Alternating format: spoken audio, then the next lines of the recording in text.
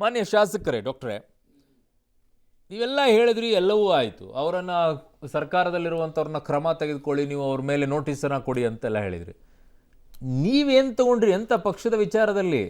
ನಿಮ್ಮ ಆಂತರಿಕ ವಿಚಾರ ಇರಬಹುದು, ನನಗೆ ಸಂಬಂಧ ಇಲ್ಲ. ಬಟ್ ಬಹಿರಂಗವಾಗಿ ಸದನದ ಒಳಗೂ ಕೂಡ ಹೇಳಿಕೆಗಳನ್ನು ಕೊಟ್ಟು ಒಬ್ಬ ಮುಖ್ಯಮಂತ್ರಿಯನ್ನ ಆಗಬೇಕು ಅಂದರೆ 2,500 ಕೋಟಿ ಕೊಡಬೇಕು, ಮಂತ್ರಿ ಆಗಬೇಕಾದ್ರೆ ದುಡ್ಡು ಕೊಡಬೇಕು ಅಂತ ಹೇಳಿದವರು ಇವತ್ತು 40,000 ಕೋಟಿ ಹಗರಣ ಆಗಿದೆ ಅಂತಂದಾಗ ಪಾರ್ಟಿ ಹೈಕಮಾಂಡ್ ಸೈಲೆಂಟು. ಮತ್ತೆ ಸೆಂಟ್ರಲಲ್ಲಿ ಹೇಳ್ತೀರಾ ನಮ್ದು ಯಾವುದೇ ಒಂದು ಹಗರಣ ಇಲ್ಲ, ಏನೂ ಇಲ್ಲ ಅಂತೀರಾ? ಸರ್ ನೋಡ್ರಿ, ನಮ್ಮ ರಾಷ್ಟ್ರೀಯ ಪಕ್ಷ, ನಾವು ಪಕ್ಷಕ್ಕಿಂತ ದೊಡ್ಡವರು ದೇಶ, ವ್ಯಕ್ತಿಗಿಂತ ದೊಡ್ಡದು ಪಕ್ಷ, ಪಕ್ಷದಕ್ಕಿಂತ ದೊಡ್ಡದು ದೇಶ ಅಂತ ನಡೀತೀವಿ. ವ್ಯಕ್ತಿ ನಮಗೆ ಯಾರೂ ಮುಖ್ಯ ಇಲ್ಲ. ನಾನಿರಲಿ, ಯತ್ನಾಳವ್ರು ಇನ್ನೊಬ್ಬರು ದೊಡ್ಡ ಮುಖ್ಯಮಂತ್ರಿನೇ ಇರಲಿ, ನಮ್ಮ ಪಕ್ಷದ ಸೂಕ್ತ ಸಂದರ್ಭದಾಗ ಎಲ್ಲ ಹಿರಿಯರು ನೋಡ್ತಾ ಇದ್ದಾರೆ ಸರ್. ನಾನು ಹೇಳ್ತೀನಿ ಸರ್, ಅದು ಪಾಯಿಂಟಿಗೆ ಬರ್ತೀನಿ. ನಮ್ಮ ಹಿರಿಯರು ಕೇಂದ್ರ ರಾಜ್ಯ ಸಚಿವರು ನೋಡ್ತಾ ಇದ್ದಾರೆ. ಇವತ್ತು ರಾಜ್ಯ ಪದಾಧಿಕಾರಿ ಸಭೆ ಇತ್ತು.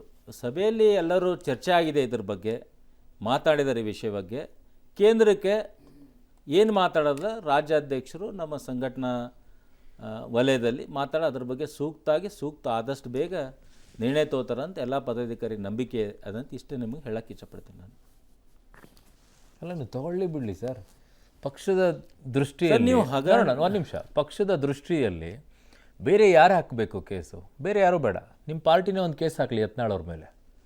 ಯಾಕೆ ಇಷ್ಟು ದಿನ ಈ ಹಗರಣವನ್ನು ಯಾಕೆ ಮುಚ್ಚಿಟ್ರಿ? ನೀವು ಅಪರಾಧಿ ಸ್ಥಾನದಲ್ಲಿದ್ದೀರಾ. ಒಂದು ಅಪರಾಧವನ್ನ ಮುಚ್ಚಿಡೋದು ಕೂಡ ಮಹಾ ದೊಡ್ಡ ಅಪರಾಧನೇ ಸರ್. ಯಾವಾಗ ಪಾರ್ಟಿನೇ ಕೇಸ್ ಹಾಕಿ ಬೇರೆದವ್ರು ಯಾಕೆ ಹಾಕಿ? ಯಾವಾಗ ಆಯೋಗ ರಚನೆ ಆದಮೇಲೆ ಯಾರು ಇದ್ರ ಬಗ್ಗೆ ಮಾತಾಡೋದು, ಅಲ್ಲಿ ಚರ್ಚೆ ಮಾಡೋದು, ಇದು ಎರಡನೇ ವಿಷಯ. ಇದು ತಪ್ಪಾಗುತ್ತೆ. ಏನರ ಇದ್ರೆ ಆಯೋಗಕ್ಕೆ ವರದಿ ಕೊಡಲಿ, ಡಾಕ್ಯುಮೆಂಟ್ಸ್ ಕೊಡಲಿ, ಪ್ರೂಫ್ ಕೊಡಲಿ. ಆಯೋಗ ಏನು ನಿರ್ಧಾರ ತಗೋತದೆ. ಅವರು chief justice, retired justice sir, ಅವರಿಗೆಲ್ಲ ಗೊತ್ತು, ನ್ಯಾಯ ಗೊತ್ತಿರ್ತದೆ. ಒಂದ್ಸಲ ನ್ಯಾಯಾಲಯದಾಗಿದ್ದ ಯಾರು ಮಾತಾಡಿ ನಿಮ್ಮನ್ನು ಗೊತ್ತು, ಸೀನಿಯರ್ ಲೀಡರ್ ಇದ್ರೆ ಎಲ್ಲರೂ ನಿಮ್ಮನ್ನು ಗೊತ್ತು. ಅಲ್ಲಿ ಹೋದ್ಮೇಲೆ ಏನಾಗುತ್ತೆ, ಅವ್ರೇನು ನಿರ್ಣಯ ತಗೋತಾರೆ, ಅದ್ರ ಮೇಲೆ ಆ್ಯಕ್ಷನ್ ಆಗಲಿ. ಯಾರು ತಪ್ಪು ಮಾಡಿದ್ರೆ ಶಿಕ್ಷೆ ಆಗಲಿ. ಕೋವಿಡ್ ಸಂದರ್ಭದಲ್ಲಿ ಆ ಜೀವ ಉಳಿಸೋದು ಮುಖ್ಯ ಇತ್ತು. ಹಿಂಗೆ ರಾಜಕಾರಣ ಮಾಡೋದು ಸರಿ ಇಲ್ಲ ಅಂತ ನನ್ನ ಭಾವನೆ. ಯಾಕೆ ಎಲ್ಲರೂ ಕೋವಿಡ್ ಸಫರ್ ಆಗಿನವರಿದ್ದೆವು. ಕೋವಿಡ್ದಲ್ಲಿ ನಾನು ರೇಟುಗೆ ಅದ್ರ ಬಗ್ಗೆ ನಾನು ಮಾತಾಡ್ತಾ ಇಲ್ಲ ಸರ್. ಅವ್ನ ಜೀವ ಉಳಿಸೋದಿತ್ತು, ವೆಂಟಿಲೇಟರ್ ಬೇಕಿತ್ತು. ಎಲ್ಲಿಂದ ತರ್ತೀನಿ ನನಗೂ ಗೊತ್ತಿಲ್ಲ. ನಾನು ಬೀದರ್ದಲ್ಲಿ ಆಕ್ಸಿಜನ್ ಪ್ಲ್ಯಾಂಟ್ ಇರಲಿಲ್ಲ. ಆಕ್ಸಿಜನ್ ಪ್ಲ್ಯಾಂಟ್ ಬಳ್ಳಾರಿಯಿಂದ ತರಿಸಿದೆ ನಾವು. ತರಿಸಿ ದುಡ್ಡು ಗಿಡ್ಡು ನೋಡಲಿಲ್ಲ ಅವಾಗ ನಾವು ಜನರದ್ದು ಜೀವ ಉಳಿಸೋದು ಮುಖ್ಯ ಇತ್ತು. ಆವಾಗಿನ ತಕ್ಷಣ ಅವಾಗ ಅದು ಆಗಬೇಕಿತ್ತು, ಅವಾಗಾಗಿದೆ. ಹಗರಣ ಆಗಿದೆ, ರೇಟ್ ಅದು ಜಾಸ್ತಿ ಇದೆ, ಅದು ಆಯೋಗ ಕೊಡಲಿ. ಆಯೋಗ ಏನು ಡಿಸೈಡ್ ಮಾಡ್ತಾ ಮಾಡಲಿ.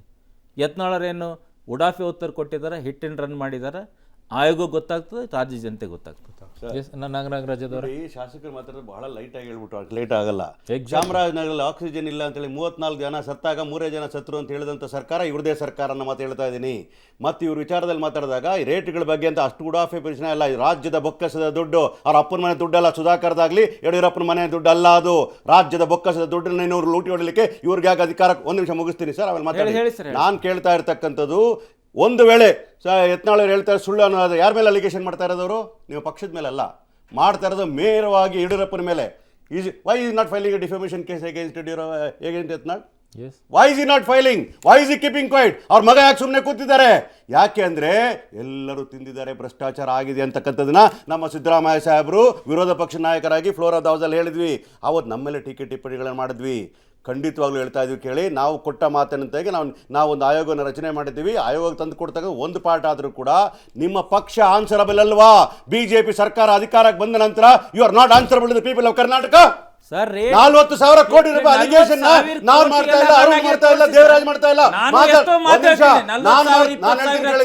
ನಾನು ಮಾಡ್ತಾ ಇಲ್ಲ. ಒಂದು ನಿಮಿಷ, ಯತ್ನಾಳ್ ಹೇಳಿ ಪ್ರೂಫ್ ಮಾಡಿ ತೋರಿಸಿ.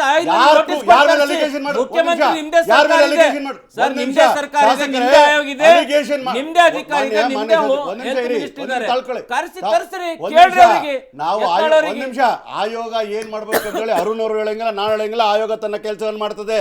ಒಂದು ಪೊಲಿಟಿಕಲ್ ಪಾರ್ಟಿ ಆಗಿ ನಿಮ್ಮ ಮೇಲೆ ಜವಾಬ್ದಾರಿ ಇಲ್ವಾ? ನಿಮ್ಮ ಸರ್ಕಾರದ ಮೇಲೆ, ನಿಮ್ಮ ಮುಖ್ಯಮಂತ್ರಿ ಮೇಲೆ, ನಿಮ್ಮ ಆರೋಗ್ಯ ಸಚಿವರ ಮೇಲೆ, ನಿಮ್ಮ ಇಡೀ ಕ್ಯಾಬಿನೆಟ್ ಮೇಲೆ ಅಲಿಗೇಷನ್ ಮಾಡ್ತಾ ಇರಬೇಕಾದ್ರೆ ನೀವ್ ಹೆಂಗೆ ಇಷ್ಟೊಂದು ಉಡಾಫಿಯಾಗಿ ಮಾತಾಡ್ತಾ ಇದ್ದೀರಿ? ನೀವು ಹೇಳ್ಬೇಕಾಗ್ತದೆ, ರಾಜ್ಯದ ಜನರಿಗೆ 40,000 ಕೋಟಿ ರೂಪಾಯಿ ಆಗಿರ್ತಕ್ಕಂಥದ್ದು ನಾವೇ ಕಂಪ್ಲೇಂಟ್ ಕೊಡ್ತೀವಿ ಅಂತ ಹೇಳ್ಬೇಕಾಯ್ತು. You come forward and give a complaint. ಸತ್ಯ ಹೇಳಿ ಕೇಳಿ ಆಮೇಲೆ ಇನ್ನೊಂದು ಹೇಳ್ತೀನಿ ಸರ್, ಇನ್ನು ಅರುಣ್ ಸರ್ ಹೇಳಿ ಸರ್. ಒಂದು ನಿಮಿಷ, ಯತ್ನಾಳ್ ಅವ್ರು ಏನಾದರೂ ಸತ್ಯವನ್ನು ಮರೆಮಾಚಿದ್ದೆ ಆದ್ರೆ suppression of facts also the crime, you will also be under charges against that. He should also be charges ಅಂತ ಮಾತಾಡ್ತಾ ಇದ್ದೀನಿ. ಯಾವುದೇ ಕಾರಣ ಕೇಳ್ತೀನಿ ಕೇಳಿ, ಇದು ಅಷ್ಟು ಸುಲಭವಾಗಿ ಬಿಡ ಪ್ರಶ್ನೆ.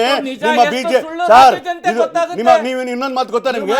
ಇನ್ನೊಂದು ಗೊತ್ತಾ ನಿಮ್ಗೆ? ನೀವು ಪದಾಧಿಕಾರಿ ಇದ್ರಿ, ನೀವು ಪದಾಧಿಕಾರಿ ಉತ್ತರ ಕೊಡಬೇಕು ನನಗೆ. ಒಂದು ನಿಮಿಷ ಇರಿ, ನನ್ನ ಸಮಯ ಒಂದ್ ನಿಮಿಷ ನಿಮ್ಮ ಸಮಯದಲ್ಲಿ ಮಾತಾಡ್ತೀನಿ ಸರ್, ನಿಮ್ಮ ಸಮಯದಲ್ಲಿ ಮಾತಾಡಿದ್ದೆ, ನಿಮ್ಮ ಸಮಯದಲ್ಲಿ ನಾನು ಮಾತಾಡ್ತೀನಿ. ನಿಮ್ಮ ಸಮಯದಲ್ಲಿ ನಾನು ಮಾತಾಡಲಿ, ದಯವಿಟ್ಟು ಕೇಳ್ಕೊಳ್ಳಿ. ನೀವು ಪಾರ್ಟಿ ಡಿಫರೆನ್ಸ್ ಅದು ಇದೇನಿದೆ? ಏನು ಡಿಫರೆನ್ಸ್ ಇದು? ನೀವು 2,500 ಕೋಟಿಗೆ ರಾಜ್ಯದ ಮುಖ್ಯಮಂತ್ರಿ ಕುರ್ಚಿನ ಮಾರಾಟ ಮಾಡ್ತೀರಿ, ಕ್ಯಾಬಿನೆಟ್ ಸಚಿವನ 500 ಕೋಟಿಗೆ ಮಾರಾಟ ಮಾಡ್ತೀರಿ, ಕೋವಿಡ್ನ 40,000 ಕೋಟಿ ಲೂಟಿ ಹೊಡಿತೀರಿ. ಇದೇ ಡಿಫರೆನ್ಸ್ ಏನ್ರಿ ನಿಮ್ದು? ನಿಮ್ಮ ಬಿಜೆಪಿ ಆಂತರಿಕ ವಿಚಾರಗಳಿದ್ರೆ ನಿಮ್ಮ ಪಾರ್ಟಿಯಲ್ಲಿ ಇಟ್ಕೋಬೇಕು. ರಾಜ್ಯದ ಬೊಕ್ಕಸದ ದುಡ್ಡನ್ನ ಲೂಟಿ ಹೊಡಿಲಿಕ್ಕೆ, ರಾಜ್ಯದ ಜನರ ಜೀವಾಳನ್ನ ನೀವು ತೆಗಿಲಿಕ್ಕೆ ನಿಮ್ಗೆ ಏನ್ ತಾಕತ್ತಿದೆ, ಏನ್ ಹಕ್ಕಿದೆ ನಿಮ್ಗೆ? ಮಾತನ್ನ ಕೇಳ್ತಾ ಇದ್ದೀನಿ. ಇವತ್ತು ಅಲಿಗೇಷನ್ ಮಾಡಿರ್ಬೇಕಾದ್ರೆ ಯಡಿಯೂರಪ್ಪ ನೇರವಾದ ಆಪಾದನೆನ ಜೆಡಿಎಸ್ ಪಕ್ಷ ಮಾಡ್ತಾ ಇಲ್ಲ, ಕಾಂಗ್ರೆಸ್ ಪಕ್ಷ ಮಾಡ್ತಾ ಇಲ್ಲ, ಆಮ್ ಆದ್ಮಿ ಪಾರ್ಟಿ ಮಾಡ್ತಾ ಇಲ್ಲ, ಪತ್ರಕರ್ತರು ಕೇಳ್ಕೊಳ್ಳಿ, ಪತ್ರಕರ್ತರು ಮಾಡ್ತಾ ಇಲ್ಲ. ಮಾಡ್ತಾ ಇರ್ತಕ್ಕಂಥದ್ದು ನಿಮ್ಮದೇ ಪಕ್ಷ ಶಾಸಕ ಆಗಿರ್ತಕ್ಕಂಥವ್ರು. ಈ ನಾಟ್ ಅನ್ ಆರ್ಡಿನರಿ ಮೆಂಬರ್.